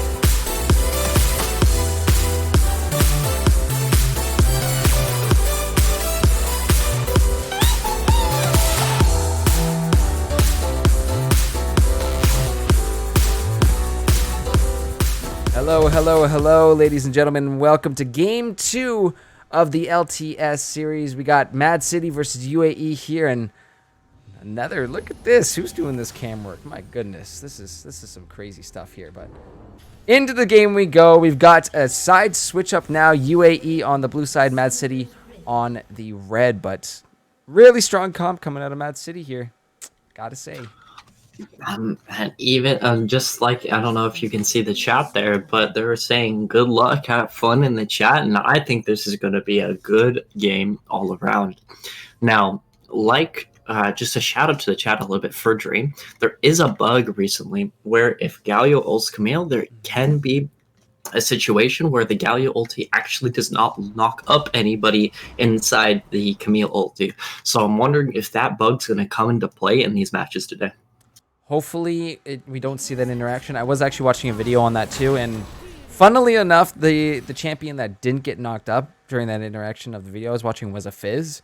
And it just so happens there's a Fizz on the other side of the Camille Galio this game. So maybe, hopefully not. I mean, I'd be unfortunate to have to go and remake a game here. But maybe Riot's fixed it by now, knowing that that's kind of broken if that interaction isn't working, considering it's used in pro play quite often. Just a little bit. Yeah. I'm actually interested if Gavin's electing to go into the Krugs, but it looks like he's not. He's going to continue his same clear as he did last game, where he skips out the Krugs. I actually think that is a misplay, just because of how fast Udyr can clear. Getting that Krug start off of it is just basically giving you a free camp over the Skarner, just because of how fast you can clear. You can already see he's already almost to his wolves, while Skarner's barely at his wolves. Yeah, this is just the speed of the Udyr here that we're seeing. And, I mean, his clearing has been pretty damn solid so far, but we'll have to see if he can execute again. Nutty Bar's taking a lot of damage down there, and Karma's just not playing nice. That's just I mean, their buff, the buff that they gave to Karma is very, it's quite excellent, I would say. Giving her a mana buff and a regen, as well as lowering her Q cost from 65 to 55, I presume is just a fantastic buff for her, where she just gets a free extra 1 or 2 Qs out of nowhere, so she can be a little bit more liberal on those mantra Qs. Yeah, with the exception of bot lane, I mean, these trades are going definitely in the favor of MAAD City right now. You can see the Fizz losing a bit of health. He is trying to trade onto Alcantos, but the taunt gonna keep that Fizz around for maybe a little longer than he would have wanted to. Garvin rotating around through this mid lane here, and that sweeping plant is just gonna see that Garvin has cleared this entire jungle at this point. Definitely. And also with that, and being that Axum is pushed in, that gives free luxury for the Skarner to pick up his Scuttlecrab. Nice little combo there from Ares, but Matthew shields up, stays safe, and again, better end of the trade. This time actually going over to UAE. Garvin's down here, looking around the tri-bush, but look where the other jungler is. Javi up in the top lane. Rizzy is going to try and get away. He tries to pop his W. He's got a little bit of extra movement speed there, but that Skarner going to be counteracting that. Is able to still make it out with his life. I mean, just one of the beauties of Poppy is just making sure Camille does not have a nice time. Unless they already have gotten the Poppy W down, it's very hard for the Camille to ever hookshot herself into the Poppy, just because you're just going to get a little bit of a free damage there, and it stop any interaction. Yeah, that's a big wave for Rizzy to deal with up there right now, so hopefully going to be able to get a little bit of CS back there to even up those numbers. Still trading back in. Axum, super aggressive at all times. Great, sorry, I want to apologize. Great wave manipulation where he's holding that, holding the CS at his tower, so he's basically in down. Flash the headbutt, the pulverize. Oh my god, that's the power of tanks and CC. Get there. He just walked right on down. He walked right on down the river, and he was there for the taunt. Which is weird because that Scuttle is gone as well too. So he's able to sneak his way around. But Rizzy with the trade kill up in the top lane. He finds that solo kill. He takes out Axum. And maybe, yeah, that top lane, that new top lane coming in for this game is exactly what the UAE needed. Couple luxuries. Rizzy's just absolutely showing his dominance. Oh no. Oh no. Garvin is right here. He's waiting for the TP. Rizzy's going to go down quite low. The flash, the auto is going to be able to take out Rizzy, but traded back immediately. Axum will fall once more. Garvin getting that one. Poppy had to blow his TP, so with this play underway, blowing everything there just to trade 1-for-1 isn't bad, but it's still something that you didn't want to see, especially that the Udyr was able to come up and just reestablish dominance onto the Poppy. This wave is going to be reset and bounced right back into the Poppy, where she's just going to sit there, give a little smirky smile, and start freezing again. And really, he only lost one minion to that, but we have another fight in the bot lane. The rotations from Alcantos are so on point. Finds himself another one this game. But, yeah, really well played by MAAD City to get those set up. And that's what I was saying about Axum. Even though he was late coming back, even though he died going for that trade kill, he only lost the 1 CS that hit his tower and still able to pick up the cannon minion. So he didn't even lose that much. And what a difference. Just to give a little shout out, MAAD City is doing what needs to be done. A little bit of something that UAE wasn't doing was babysitting their hyper carry bot laner. And guess what they're doing? MAAD City's going there, sacrificing a little bit of gold into the mid wave, even though he's still ahead in CS from this Fizz here, and just going down there, getting Samira a little bit of extra gold, just to make sure she has a really nice time going for her trigger Inferno, and just being able to pop 1v5 Katarina style into mid game. Yeah, honestly, once the Samira gets rolling, if she's able to get her stacks there, she becomes brutal, absolutely brutal. That ult is on a 3-second cooldown. I mean, how do you compete with that? So it's gonna be really tough to deal with that Samira if this continues to happen from MAAD City. But we've seen them send members down to the bot lane twice now, and it's really paid off. Hong Kong player going to be taking a little bit of trade here from Alcantos, and again, just chugging that corrupting paw right now, opting to go for that just to keep himself alive. However, Rizzy gonna be finding Javi, or it's actually Javi finding Rizzy up here. The Impale comes through, and he just holds him in place while Axum comes over the wall, but the kill is given on over to the Skarner. Either way, great pickup coming from the Skarner there, waiting in the brush to see where the Papu is going, runs into a Scorpion and just gets sting a little bit too much as he's sent back to base. Yep, yeah, and again, MAAD City, just really well played on these rotations, on these ganks. We really haven't seen Garvin show up for a lot of ganks. He's a little bit up in the CS department here, but it seems like the Skarner is definitely getting ahead in these rotations. But definitely, just as I say that, Fish comes out onto Alcantos, gets 2 loops around to the mid lane. It's none other than Garvin. The flash in, that the double taunt will come down. It will only keep him alive for a little while longer as the shutdown goes on over to Hong Kong player. I don't know what to say. Beautiful. I just want to ask him. Just wanted to ask for you in specific here is, do you know anything about this jungle matchup? Because it seems like Javi's playing it like it's a counter pick matchup, and I've never seen Skarner picked into in any way, but there is a bot lane. Yeah, the leash comes down, keeps Nutty in place for a second, but the headbutt away was enough to keep Garvin out of Nutty's range. So that was quite nice there to make sure that he does not... Sorry, the pulverize to get him right. Pulverize headbutt. That's the combo there, right? But in terms of the actual jungle matchup itself, I'm not super familiar on how these two match up, but it's nice to see Udyr. This is what he's been kind of doing this game, is power farming, and now he's power taking dragons. So that might be the end goal here for UAE, is let's, you know what, we'll hold out now. Let's just try and get soul. Let's put ourselves into this game. But that's a bit of an issue when you have a Skarner kind of running around your map right now unchecked, and you see him again up top with Axum, but guess who's down here again? Alcantos on the roam. He gets the knock up there, and Rizzy is going to be running. Fizz is floating around here, but the flash is going to be burned. So, again, just good rotations here, but headbutt pulverize in the bot lane, and my god, look at this damage. The condemn comes out, but it doesn't matter. The kill ends up going on over to Ares, and Matthew is going to have to back off, going to have to run. The Inferno trigger was there, might as well use it. It's on a very, very short cooldown, but well played there by MAAD City.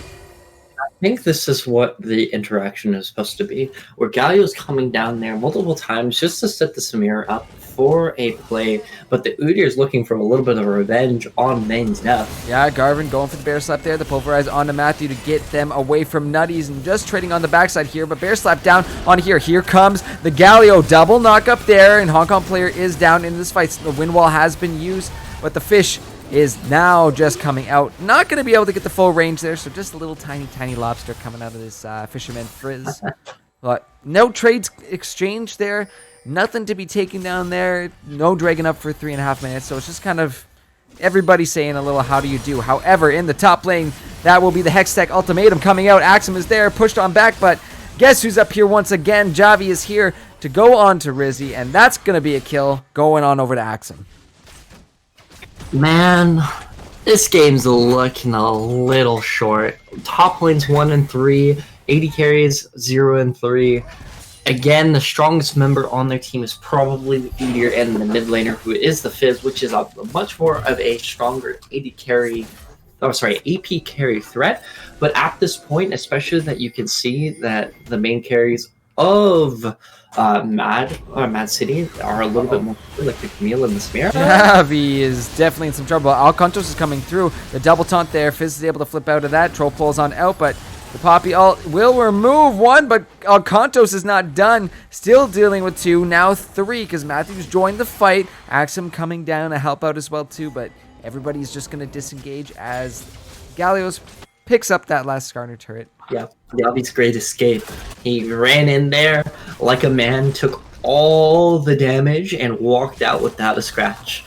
What an insane player. And it actually ended out that trade. I was looking for a 1-for-0 on the side of UAE, was a 1-for-0 on the side of MAAD City. Yeah, I thought that was definitely going to be a pickup on Javi. He was definitely caught out, but the TP play in from Alcanto saved his butt, like, big time. He was definitely not going to make it out of there, but the fact that Alcantos was able to pick up a kill on top of all of that, that's just sweet for MAAD City. A sweet pickup indeed, as the junglers are going to continue to clear. I just want to see that the tank Galio is opting into a. I don't know if this. Ooh. That was nicely spotted there by Alcantos. But while you hold that thought, we have a Cloud coming up in a minute and a half, and apparently, according to Dream, it will be an Infernal Soul this game. So that's going to be extra spicy if we see that power boost onto one of these teams here. And I would definitely say after the first 2 dragons, it's going to be a little bit more of a bloodbath into the dragon fight. I actually don't know if they're going to be fighting for... Oh no, Rizzy is getting jumped on again. Here comes Javi, the Impale, to drag out the Poppy, and Axum there to clean up a free kill. So this is just becoming a bit of a nightmare here in the top lane. That's got to be the 3rd gank at least. It's my favorite champion. Uh-oh, here comes the big fish, but Javi, ooh, the electrocute comes down, and now Hong Kong players maybe deciding whether or not to go on to Axum at this point. Could be a little risky, but he does have the red buff. Let's see if he's going to be able to maybe look for something here or just get some farm. I just wanted to say I love the mechanic where Camille has a Cho'Gath ulti every 2 seconds. Yeah, pretty crazy, but Hextech Ultimatum comes on down. The red buff will be burning around, but Axum into the wall and out. Oh, it's going to be a close one, but the flash will do it, taking a little bit of damage from these minions. Oh, no! He was at 9 health. The last minion auto takes down Axum. That's got to feel so bad, but ADC is now fighting in the spot lane. Big shield there from Matthew on to this Vayne, but look at this damage here. The Infernal Trigger comes out, and this is almost going to be a kill, but take a look on the backside here. Here's Poppy, and Rizzy is able to trade on to Nutty. Ares is going to try and get himself out, but here comes the Karma Leash and lockdown for a little while longer. A lot of damages here, but Poppy just... That's an interesting okay. I respect it. Okay, I guess I just kind of get lost in my thoughts there, but Dragon's up, so we're starting that. I just want to... That interacts interesting. There was actually 2 misplays coming from the Vayne there, where he actually condemned the minion in the beginning of that fight. So there was no disengage from the Vayne there, but there was also a really big misplay coming from the Samira, where she missed literally one ability where she would have gotten her Infernal Trigger about a second and a half to 2 seconds earlier, where she probably would have blown up that Vayne a lot faster before the Poppy even had a chance to show up. Oh, and now we see another fight breaking out in this bot lane. Matthew's going to be forced to flash on out, but here comes the big fish down.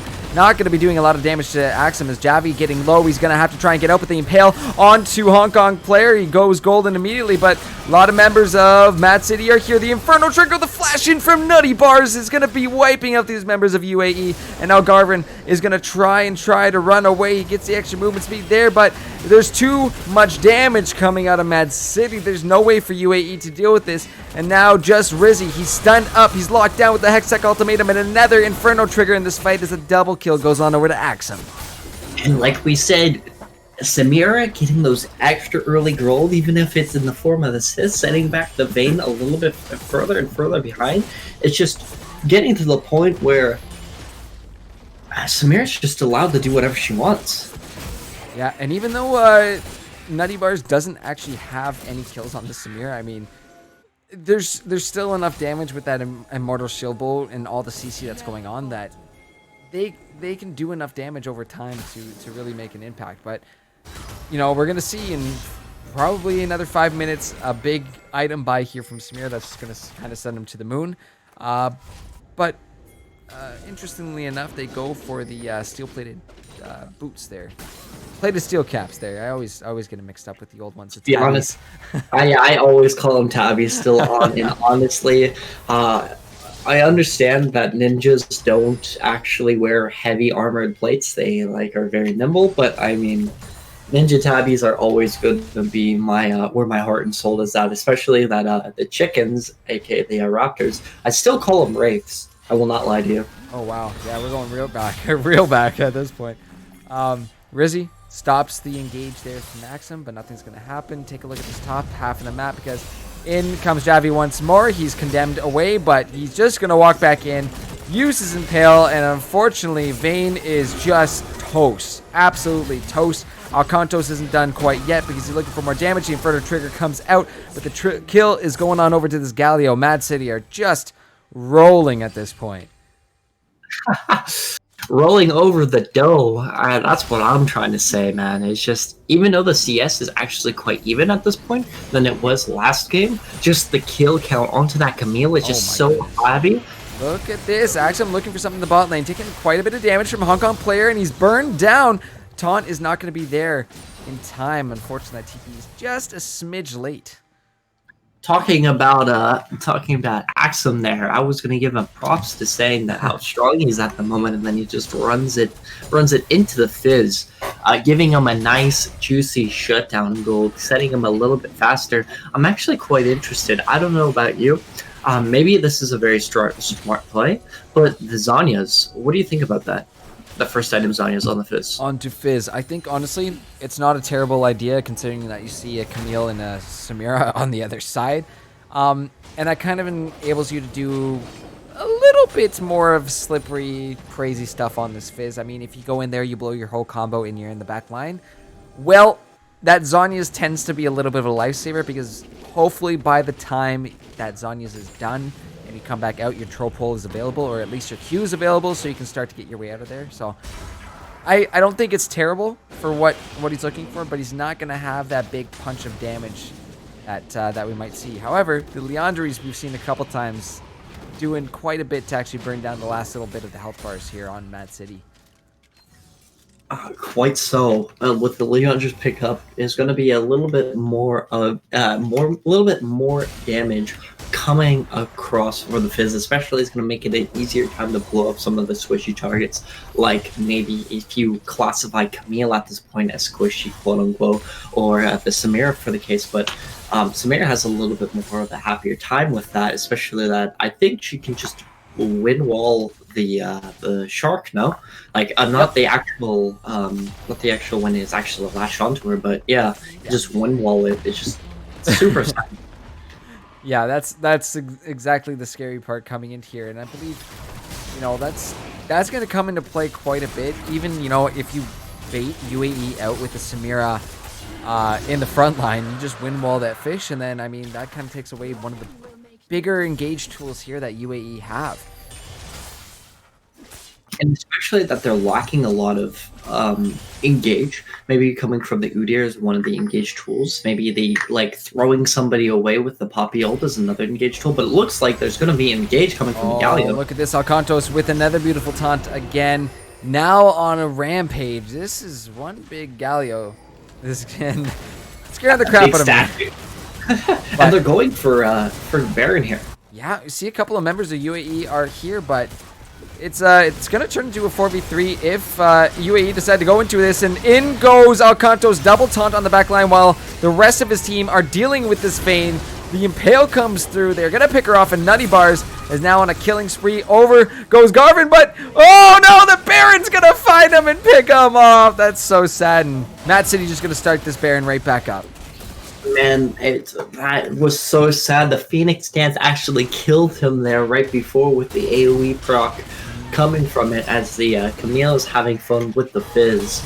Maybe he's going fishing or something. Could be. The exhaust comes down. A Hong Kong player using the troll pole, but Camille does have the stopwatch available for that Shark, and I don't know if this Galio ult is even needed because Axum was just about to finish it off. There goes the troll pole. That's exactly what we were talking about. However, the Baron was just picked up, and oh my god, Axum! What is that damage? No mercy at all from this Camille, and he's now 10-4. Absolutely disgusting. But now you see a Herald charging on the mid lane. These members of MAAD City have the Baron buff on them as well too. This is a scary squad to deal with. I mean, what can I say? Having a true damage nuke when you're fed out of your mind is a beautiful thing to have, and Axum is really pushing his advantage there, setting it up a little bit by the Galio as he forces the Karma to flash into the Fizz, where he gets a double stun into the true damage nuke on one of them, and it looks like the Hydra picked up on the other one because the direct cannon kind of forsaken me there, but nevertheless. What do you think UAE has to offer at this point? Maybe some farming has to happen. They probably have to give up a couple dragons, maybe right before Soul Point, and a lot of defense work, in my opinion. But what do you think? It's this stuff, though, and I wouldn't even call that Karma being caught out at this point, because she was still at her. She did kind of push into the river at that point, but this Camille, you gotta be expecting her to be anywhere at any point, and you cannot take her 1v1. So at this point, UAE needs to stay together in some numbers. Just hold off and wait till this Baron buff is no longer on. But you see the Impale there onto the Fizz. Hong Kong player trying to get out. He's forced to even flash. The heal comes down also from his ADC, but is it going to be enough as another fight is actually breaking out in the base of UAE? Vayne is immediately just taken off the board in this one. And this is what happens if you get caught out, if you get split from your team. MAAD City is just going to pounce on you, and they do exactly that as they push in this inhibitor turret. And do you think this is going to be the game here? It could be. Look at that. The headbutt pulverize goes in. My god, good combo there, but Ares is getting quite a bit low. He's going to be forced to pop his ulti, but here comes the Galio. A little bit of a knock up here as our director Cam is taking us on a bit of an adventure. Garvin is getting quite low, and Javi is there chasing him down as the inhibitor is going to be going down in the mid lane. We still have the chase on, but no, will eventually go down. The fight is being taken underneath these Nexus turrets. Rizzy is quite low, but Nutty Barts does not care. He goes, he pops the Inferno trigger, he gets himself a double kill, and now he's trying to pick this Vayne out of the base, but these members of MAAD City low probably just going to look for these Nexus towers and finish this game, but surprisingly a lot of damage coming out of Vayne here. Wait a minute. Wait a second. This could be a little, MAAD City, guys, you have a Baron buff for 10 more seconds. End the game. Oh my goodness. They maybe get a little bit too much cheese, but GG's for MAAD City here. GG's. Oh my god. Man. All I'm gonna say is great game, both of them. Yeah. A little bit hard on the draft from UAE there. I don't think they had a I would say strong draft presence, but their individual play were very scary. And there was a little bit of back and forth until the team fights happen, and I think that's where draft really takes place. But nevertheless, GG to both of them, and I'm just excited to see how much damage they do. Yeah, I'm hoping that the client doesn't crap out on us again, because that's Doesn't I think every week so far, game like the last and final game, that's just crap out on us. wasn't it last week that the game just didn't even end? We just got cut off right before the Nexus explosion. Then she was like, "Okay, I guess that's the game, guys." Okay. Yeah. So it looks like my stats rolled through and your stats didn't. So I will just take a picture. Do you want me to just give you the damage? That'd be fantastic if you could send me a picture of that, because I can get that on screen. While we're waiting for that, though, we'll pop our player of the game poll so you guys can start betting on, or not betting on that. You don't bet on player of the game. That'd be kind of interesting, though. However, we're gonna put that out there for MAAD City, our player of the game, once more. So make sure to get your votes in for who you think deserves that status, that title. But let's see if we can get this damage chart over here, because it just seems to not like me at all. There you go, girl. Save image to desktop. Yep. And is it gonna work? Is it gonna work? Question mark. Discord, don't fuck us now. Yeah, come on, Streamlabs, you got this.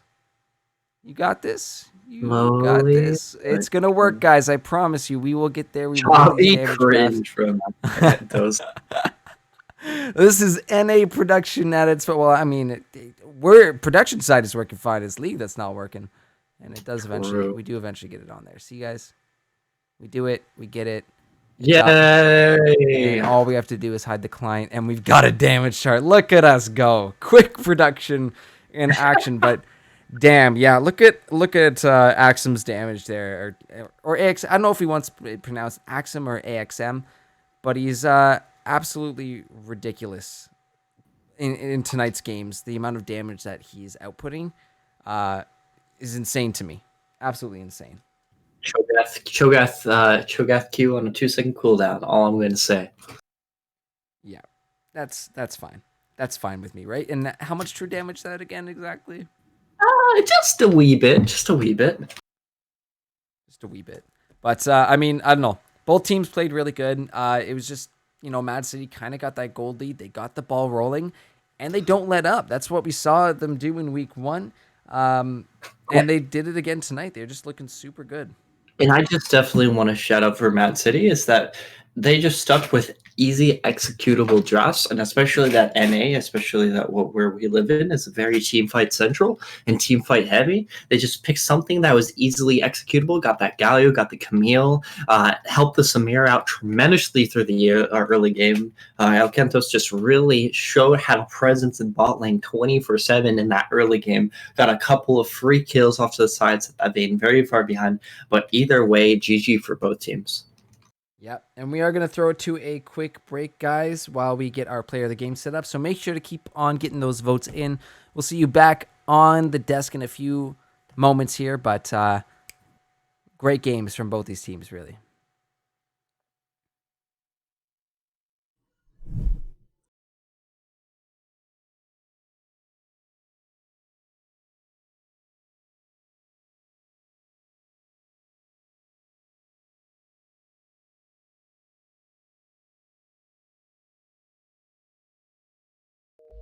If there was a way to catch.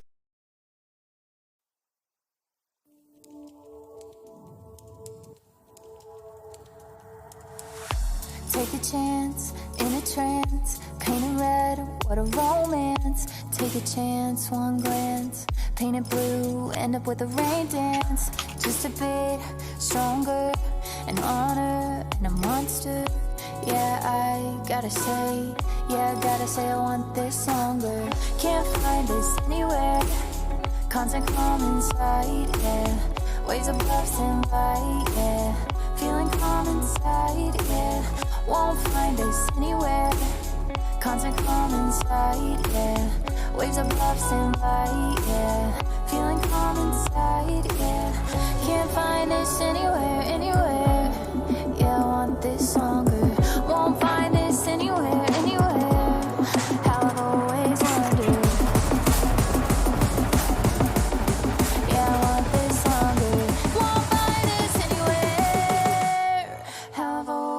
wondered.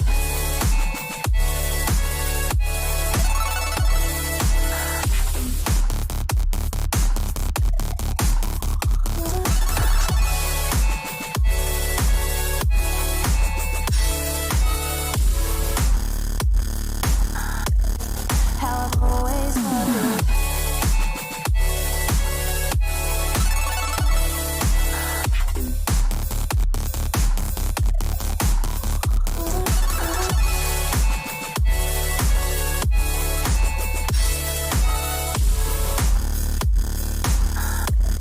How I've always wondered.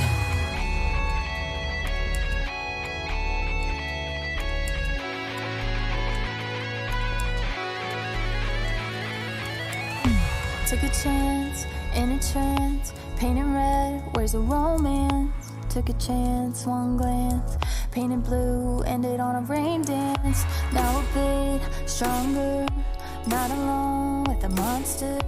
Yeah, I gotta say I want this summer. Can't find this anywhere. Constant calm inside, yeah. Waves above stand by, yeah. Feeling calm inside, yeah. Won't find us anywhere. Constant calm inside, yeah. Waves above stand by, yeah.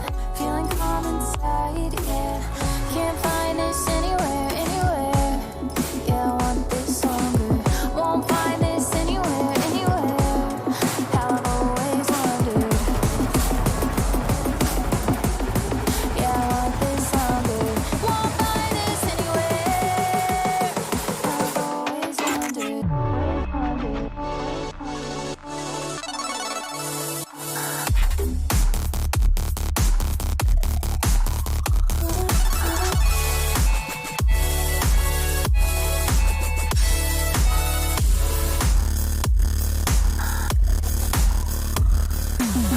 Constant calm inside, yeah. Waves above stand by, yeah. Feeling calm inside, yeah. Feeling calm inside, yeah. Constant calm inside, yeah. Waves above stand by, yeah. Feeling calm inside, yeah. Feeling calm inside, yeah. Constant calm inside, yeah. Waves above stand by, yeah. Feeling calm inside, yeah. Feeling calm inside, yeah.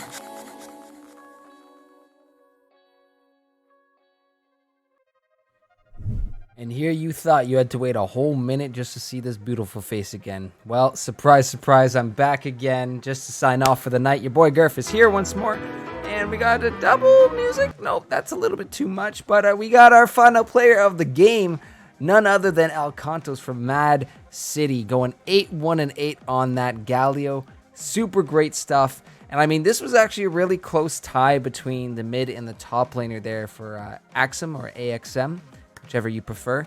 That Camille did really well in the solo lane. I mean, like, the damage coming out of that Camille was pretty insane. You saw Axum there at the top of the damage charts. But Alcantos was everywhere. I mean, we saw him from the start of that of the game, just making his roams down to the bot lane to start setting this Samira up and essentially roaming all over the map. It was kind of he was kind of left unchecked, but made some really great setups for his team and found himself quite a few kills as well too. So really well played. Congratulations to Alcantos and the rest of the members of MAAD City tonight on their win. But guys, that will conclude week 3 of the LTS Premade. So unfortunately tonight there is not going to be an episode of Let's Talk Legends after the stream. But we'll be starting that back up next Friday, and same sort of deal. Once the LTS stream is done, we'll be switching on over to that. But make sure to tune in this weekend for our Valorant streams. We got one tomorrow at 3 p.m. EST, and then another one Sunday, 3 p.m. EST. So make sure to tune in to catch all that action and cheer on our streamer Kavahi. But guys, thank you so much for tuning in tonight, for hanging out. Appreciate all of you. Big shout out to my co-caster, same page, and of course our dragon caller, Dream Unforgiven there in the chat, who was calling all the dragons on point tonight. 100% accuracy. So thank you, buddy, for that. That was definitely a huge help. Anyways, I'm signing off. Have a great night, everybody. GG's, and we'll catch you around. Good night. to actually hit the end button there. There we go. Okay, now it's real. Bye.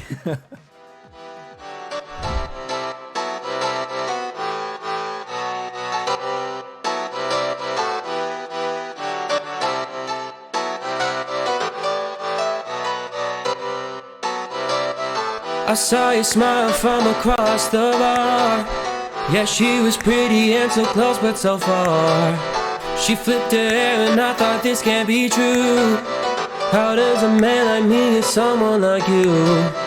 And then she looked at me and I was confused. Everyone here can't be the one that she'll choose. And I looked back and saw the spark in her eyes. This can't be real, my head's telling me lies. Just like them, you're coming closer to me. Come shake me, grab me, so I wake up from this dream. I can't breathe, come with me. I don't know if I can speak. Then she said, come with me and let's be free.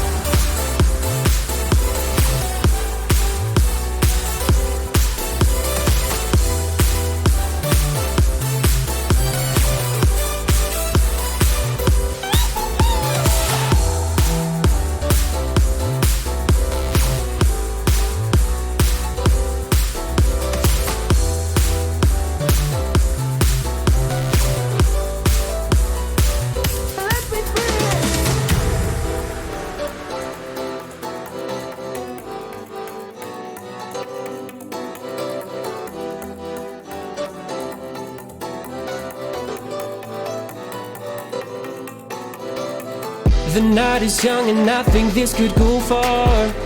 The sky is dark but you're my shooting star. Could see your face reflect upon the moon. It was a pretty summer night in June. And then she looked at me and I was confused. Everyone here can't be the one that she'll choose. And I looked back and saw the spark in her eyes. This can't be real, my head's telling me lies.